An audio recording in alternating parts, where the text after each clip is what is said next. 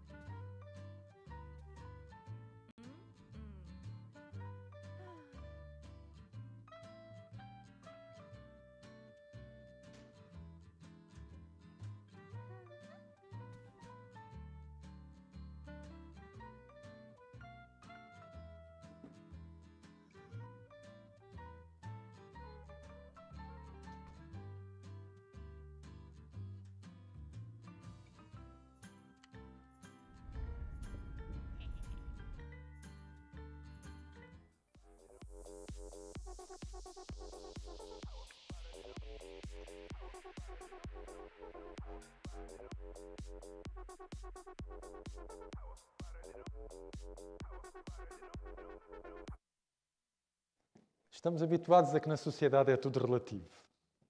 E a relatividade significa que todos temos uma verdade e que não há nenhuma verdade absoluta. A minha verdade é aquela em que eu acredito e a outra verdade, a verdade do outro, é aquela em que ele acredita. E devemos viver assim. Nem eu tenho que impor a minha verdade ao outro, nem ele tem que a impor a mim. Esta é a nossa sociedade. A sociedade pós-moderna na qual nós vivemos.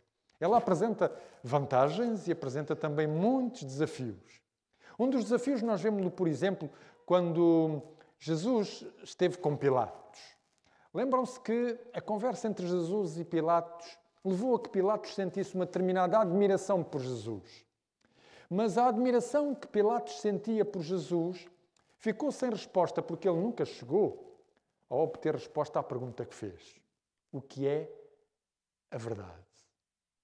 E neste mundo onde nós vivemos, neste mundo de relatividade e de relativização dos valores morais, por muito que nós, cristãos, queiramos dizer à sociedade a forma como ela deve viver, a verdade é que a sociedade não o aceita.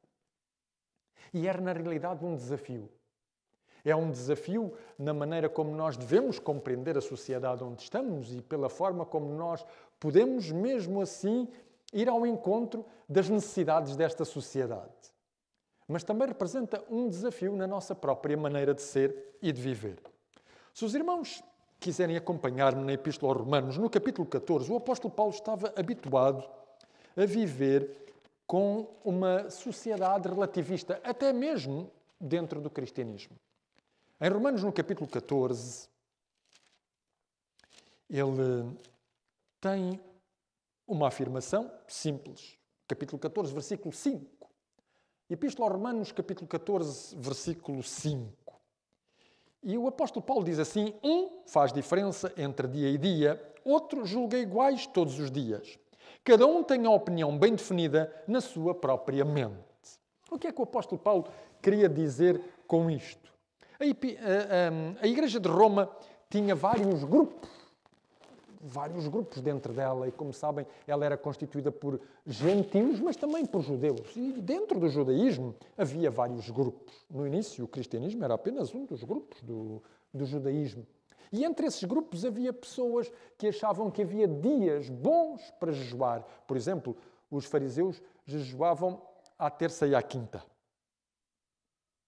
E havia outros grupos que faziam as mesmas coisas. Por isso é que o apóstolo Paulo dizia: um faz diferença entre dias e dias. O outro diz: não. Para mim, os dias são todos iguais. E Paulo dizia: bom, essa não é a questão. Mesmo por vezes dentro da nossa igreja, nós encontramos um determinado relativismo e encontramos, talvez, às vezes, um determinado fechamento na maneira como nós vivemos a fé. Amanhã vamos falar disso. A propósito, amanhã, o nosso tema da manhã é desordem farisaica, à morte na panela. Hoje não, hoje é o sincrétitos, adotar o estilo de vida de onde se está. E estas doenças estão muitas vezes elas relacionadas umas com as outras. Por exemplo, se eu seguir aquilo que diz o apóstolo Paulo, que ele está a dizer é uma coisa muito simples. Não importa se o chocolate faz bem ou mal, se ele engorda ou se ele é prejudicial à saúde. Também não é de grande importância uma pessoa vestir camisinhas aos quadrados. Não é sinal de perda de inteligência ou de mau gosto. Para uns será, para outros não será. É isso que o apóstolo Paulo está a dizer. Há coisas na vida que não fazem a mínima importância. E, incrivelmente falando, há coisas na vida que às vezes os adventistas não percebem que elas não fazem a mínima importância, mas que fazem disso cavalo de batalha. O que o apóstolo Paulo está preocupado e aquilo que a Bíblia muitas vezes se preocupa é com aquelas coisas que verdadeiramente fazem importância. Com aquelas coisas que são essenciais, com aquelas que trazem propósito para a vida, com aquelas que nos dizem qual é o objetivo da nossa existência, com aquelas que nos fazem sentir em harmonia connosco próprios, com Deus e com os outros. São essas as coisas fundamentais. E entre essas que são fundamentais, o próprio Deus tinha-se pronunciado certa vez. No livro de Levítico, se os irmãos me acompanharem, eu creio que é no capítulo 20 do livro de Levítico. E no versículo 26, Levítico capítulo 20, versículo 26, os irmãos encontram aí a recomendação importante para o povo de Israel. E essa recomendação era: ser-me-eis santos, porque eu... Não. Se os irmãos fizessem agora comigo um exercício, vamos trocar a palavra santo por uma palavra do nosso vocabulário corrente. Que não seja a palavra separado, ok? Porque senão vocês vão-me arranjar um sinónimo e eu não quero. Que palavra vocês escolheriam para traduzir em linguagem moderna isto que aqui está? Ser-me-eis santos, porque eu sou santo. Especiais. Consagrados não está errado, mas é uma palavra muito religiosa. Ser-me-eis especiais, porque eu sou especial. Ser-me-eis especiais, por exemplo, é uma boa palavra, é uma palavra do nosso vocabulário. E reparem que nós muitas vezes, com este vocabulário religioso, nós ficamos muitas vezes numa espécie de cerca da qual nós não conseguimos sair. A palavra especial é uma boa palavra, porque ela também poderia ser-me-eis significativos. Porque eu sou significativo. Ou seja, vocês devem fazer sentido, porque eu faço sentido. O sábado é um dia especial. E é um dia especial porquê? Porque Deus fez com ele duas coisas. Ele separou da normalidade dos dias da semana, certo? De tudo aquilo que é habitual nos dias da semana, para um objetivo próprio. E esse objetivo próprio é tornar o ser humano capaz de estar mais à vontade com Deus, certo? De o adorar melhor do que aquilo que nós somos capazes durante a semana, mas, ao mesmo tempo, de podermos estar disponíveis para as necessidades dos outros e de os podermos servir da mesma maneira. Certo? Esse é o propósito do sábado. E o meu propósito? Qual é o meu propósito, então? Quando eu sou especial? Ao ser especial, é engraçado porque esta nomenclatura que vocês encontram em Levíticos 20, versículo 6, vocês vão encontrá-la em Levíticos 11, na explicação das leis alimentares. Hoje nós explicamos as leis alimentares a partir de princípios nutricionais ou a partir de princípios científicos, mostrando que os animais que são considerados impuros são aqueles que mais mal fazem à nossa saúde. Naquele tempo isso não faria grande diferença a quem tinha saído da escravidão do Egito. De maneira que Deus, a única explicação que Ele dá para as regras alimentares de Levítico 11 é ser-me-eis especiais, porque eu sou especial. Também foi o mesmo tipo de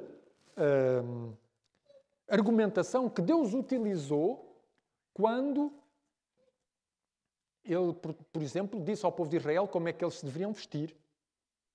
É o mesmo tipo de argumentação que Ele utiliza quando diz ao povo de Israel como é que eles deviam tratar os estrangeiros. Vocês devem agir assim, porque eu sou santo e vocês são santos. Portanto, Deus, à partida, coloca o seu povo diante daquilo que nós ontem dizíamos, a diferença. E nós vimos ontem que a diferença não faz diferença quando nós nos habituamos a perceber que a diversidade é um bem, é algo benéfico, mas no mundo de pecado a diferença faz diferença. Porquê? Porque ela pode ser vivida como uma ameaça. Quando a diferença é vivida como uma ameaça, ela faz diferença. E ela pode ser vivida como uma ameaça em dois sentidos. Quando eu procuro levar a alguém que não conhece estes princípios que a mim são tão familiares e me fazem tão bem, e essa pessoa tem uma mentalidade pós-moderna, ela vai pensar que eu lhe estou a impor algo absoluto que ela não quer ouvir falar, porque para ela a minha verdade é boa para mim e a dela é boa para ela. Logo, ela pode ser vivida como uma ameaça. Mas ela também pode ser vivida como uma ameaça da parte dos cristãos. Porquê? Porque os cristãos dificilmente se conseguem fazer aceitar na sociedade com os princípios que eles têm. E isso pode originar duas coisas. Primeira coisa, os cristãos fecham-se em si próprios e não querem saber dos outros. É um modo de responder a essa ameaça. O outro modo de responder a essa ameaça é os cristãos adotarem um modo de vida que seja parecido com aquele que está à sua volta, não deixando de lado o seu Deus. Ninguém quer fazer uma coisa dessas. Lembram-se da primeira doença que nós analisámos aqui, no sábado?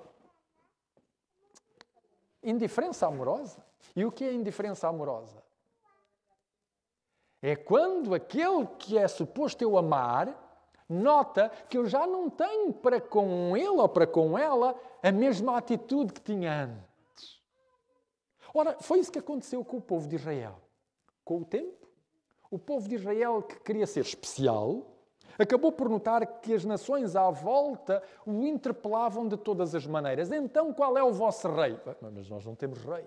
Ok, vocês não têm rei. Então, quem é que vos governa? É Deus. E qual é o retrato do vosso Deus? Também não temos. E isto era incómodo, porque todas as nações à volta tinham a figura do rei, o retrato do rei em todos os domínios do reino. E eu pude constatar isso quando há alguns anos atrás eu visitei o Egito. Na altura em que eu visitei o Egito, o presidente do Egito era Hosni Mubarak. E, embora eu já conhecesse a figura do Hosni Mubarak, era impossível não conhecê-la naquele país imenso. Onde quer que eu me virasse, tinha uma grande fotografia do Hosni Mubarak ou tinha uma grande estátua do Hosni Mubarak. Portanto, eu sabia de certeza quem era o presidente do Egito naquela altura. Não falhava. Era assim naqueles tempos. Ora, o povo de Israel não podia apresentar um rei porque não tinham. Não podiam apresentar a figura de um Deus porque também não tinham. Isso era incomodativo. Vários séculos mais tarde, engraçado, já próximo do tempo em que Jesus Cristo nasceu, houve um grande filósofo grego da cidade de Alexandria, chamado Apião. E Apião, havia em Alexandria uma comunidade judaica. Ora, Apião era grego, portanto gentil, filósofo, não gostava muito dos judeus. E escreveu um livro a dizer mal dos princípios do povo judeu, entre os quais estava a ausência da figura de um Deus. E Apião dizia, eu já sei porque é que os judeus não têm uma imagem do seu Deus. Porque eles têm vergonha dele. É que o seu Deus tem a cara de burro. E ele escreveu isso num livro, Cara de Burro. Escreveu isso num livro. E quem teve que defender o judaísmo foi um senhor que vocês conhecem, Flávio Josefo. Flávio Josefo escreveu justamente um livro contra Apião. Era assim que se chamava o livro de Flávio Josefo, Contra Apião. Ora, esta ideia é engraçada, porque vocês vão encontrá-la contra os cristãos. Um dos grafites, os grafites não se inventaram agora. Um dos grafites do século II, finais do século I, princípios do século II, nas paredes de Roma, era uma imagem de um burro crucificado contra os cristãos. E, portanto, vocês estão a ver, muitas vezes o problema do cristão é este. Ele quer ser especial, mas a maneira como ele deseja ser especial, naquilo que come, na maneira como se veste, nas escolhas que faz na vida, às vezes torna-o ridículo diante dos outros. Não porque ele faça alguma coisa para ser ridículo, mas pura e simplesmente porque os outros muitas vezes veem essa diferença como uma ameaça. E, simultaneamente, o cristão vê que, ao cair no ridículo, ele é ameaçado porque não consegue integrar-se nessa sociedade. Foi isto que levou o povo de Israel a escolher um rei. Lembram-se? Qual foi a razão que eles deram para escolher um rei? Todos têm. Todos têm um rei. Porque é que nós não havemos de ter um rei? E ao escolherem o seu rei, eles imediatamente disseram a Deus, tu não vais ser mais o nosso rei.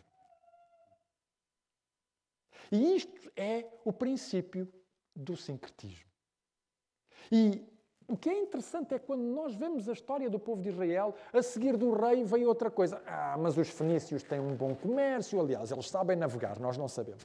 É melhor aceitar algumas encomendas dos fenícios. Já agora os assírios também têm e os outros também têm. E com essas trocas comerciais vieram os deusinhos em pacotes. Às vezes vinham assim pequenininhos. E não se sabe bem como o povo de Israel de repente começou a adorar esses deusinhos em pacotes, aquelas estatuetas pequenininhas. Mas não tinha problema, porque eles adoravam essas estátuas, mas também iam ao templo. Isto é o sincretismo religioso. E por vezes, infelizmente, nós não sabemos bem conviver com este equilíbrio. É por isso que nós chegamos à mensagem de Laodiceia e Deus diz a Laodiceia, eu estou a ponto de vomitar da minha boca. Porquê? Porque tu dizes que me amas. Mas no fundo, verdadeiramente no fundo, o que tu amas mesmo, é aquilo pelo qual tu tens interesse. Pode ser o desporto, pode ser o dinheiro, pode ser as coisas. E, na verdade, se os irmãos virem bem, para alguns é um problema se Jesus Cristo viesse depressa. Porque, afinal de contas, eles até têm uma boa casa. É verdade. E até têm uma boa vida. E a vida não lhes corre assim tão mal. Jesus Cristo deve vir mais depressa para aqueles que têm dificuldades na vida. Para quem não tem, não faz grande falta. Embora eles professem e sejam adventistas do sétimo dia e digam, Senhor, vem. Mas interiormente, não venha a ser muito depressa. Mas se calhar quando eu for velhinho. Porque sabe o que é que acontece? Todos nós temos o paradoxo de acreditar que vamos morrer velhinhos. Ninguém nos disse que vamos morrer velhinhos. Mas nós acreditamos que vamos morrer velhinhos. E quando chegamos a uma determinada idade, antes de morrer, o que é que nós gostaríamos?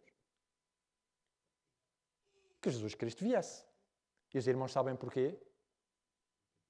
Porque ninguém gosta de morrer. Como é óbvio, ninguém gosta de morrer.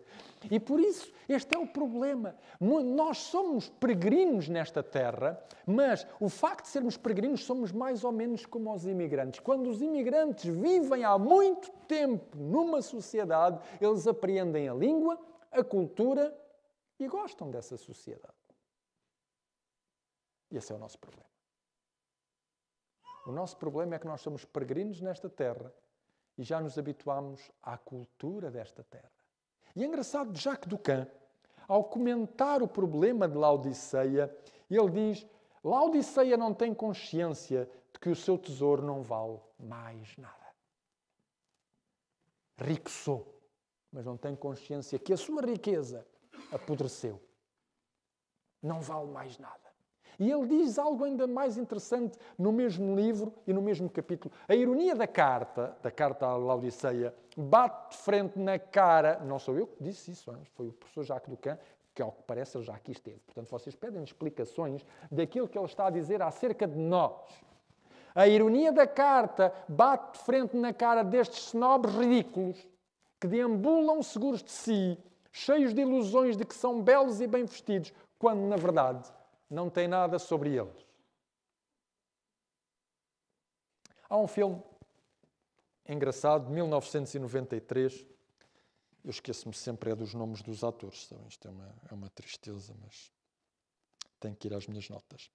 E esse filme, de 1993, tem o título Os Cabeças de Cone. Alguém viu Os Cabeças de Cone? Eu vi Os Cabeças de Cone, mas aquilo é giro. É a história de um grupo de alienígenas que vem à Terra preparar a invasão terrestre. É um casal, é o Beldar e a mulher é a Primate. E eles vieram do planeta Remulac. Só que acontece um acidente. O Beldar tem um acidente, fica assim um bocadinho avariado, portanto fica assim um bocadinho incapaz de cumprir a sua missão, e eles começam a viver aqui no planeta Terra. Começam a viver, habituam-se aqui a estes costumes e perdem a missão com que vinham incumbidos, que era de preparar a invasão do planeta Terra. E, portanto, muitas vezes os cristãos são estes cabeças de cone, que estão aqui a preparar a vinda, a invasão do planeta Terra pelas hostes celestiais, mas de repente habituaram-se tão bem a esta vida, que na verdade a missão ficou em segundo lugar. Eles gostam desta existência. E eu não estou a dizer para nós sermos anti-existencialistas à vida que levamos. O que eu estou a dizer é que esta doença, o sincretismo, ela é fácil de ser apanhada. E já é engraçado, já os turcos têm um ditado engraçado. Eles dizem que o peixe apodrece sempre pela cabeça. Ou seja, é a maneira como nós pensamos que nos faz dizer se nós fomos ou não fomos atingidos por esta doença. E no livro do Apocalipse, Jesus Cristo diz quais são os remédios que nós podemos ter contra a doença do sincretismo. Já que estamos em Apocalipse, no capítulo 3, conheçamos a doença, os irmãos até me podiam dizer por ordem. Capítulo 3, o versículo 18, se a memória não me engana. Aconselho-te de mim compres ouro refinado pelo fogo. Este ouro refinado pelo fogo, Pedro vai dizer que é a fé. Aconselho-te que tu renoves a tua fé, renoves a tua confiança. Percebas como é que podes melhor confiar no Deus que te dirige através do teu percurso, sem medos e sem receios. Segunda coisa que Jesus Cristo recomenda para evitarmos a doença do sincretismo. Vistas a roupa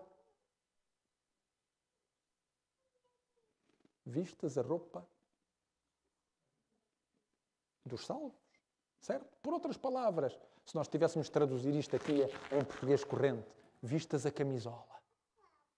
Veste a camisola. Sem preconceitos, mas também sem medos. Veste a camisola.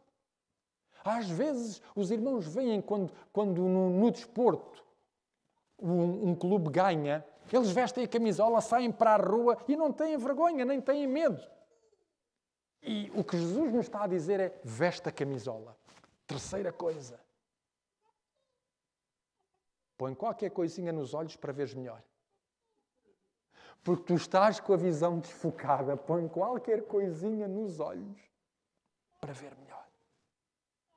Ou seja, socorre-te daquele que vê melhor do que tu, que é o Espírito Santo.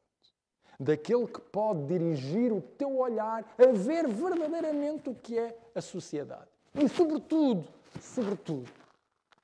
abre definitivamente a tua porta à presença de Jesus Cristo na tua vida.